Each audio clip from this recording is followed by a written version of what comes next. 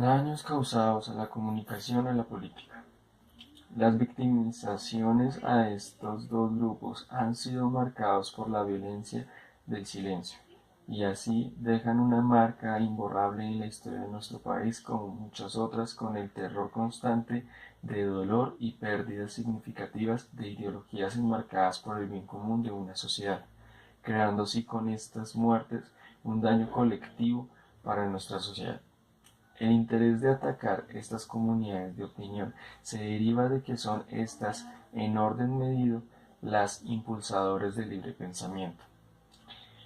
Intencionalidad de destructuración de la política bajo la denominación de las conversiones de representación política en violencia, generando de este modo diferentes intereses de conveniencia social, como romper con estructuras políticas que conllevan así consecuencias inmediatas en la urbanización política, el constante miedo a la democracia, la concentración del poder político para el lucro capitalista y el beneficio privado, la imposición del eh, bipartidismo o de la violencia. Puedo observar una afectación en la rama política, dado que estamos sujetos a cambios o destrucción de proyectos políticos alternativos, viéndonos así como victimarios de este conflicto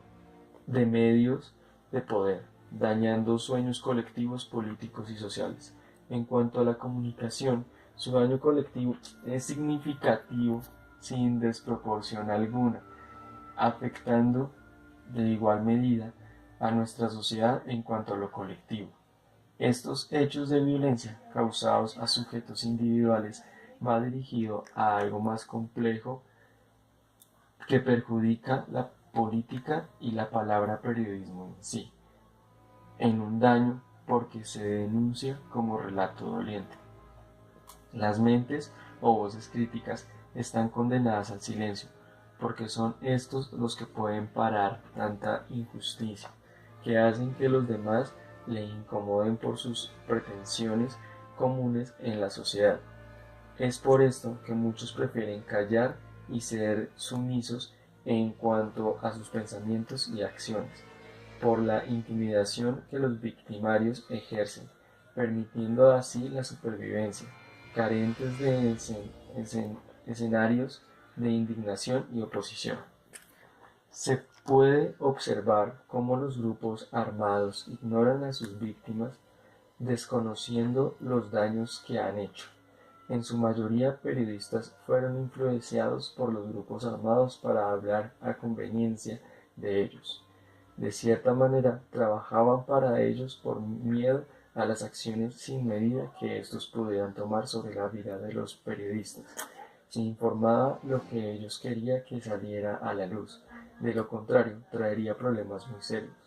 Los grupos armados y las mafias son muestra en uso de la desinformación.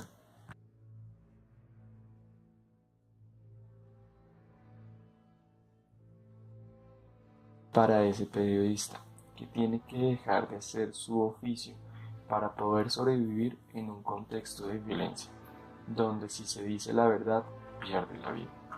No obstante, los crímenes causados por estos grupos armados quedan a la deriva y sin fundamentos claros de la situación, haciendo pasar a los familiares de las víctimas por una incertidumbre de no saber la verdad de estos asesinatos.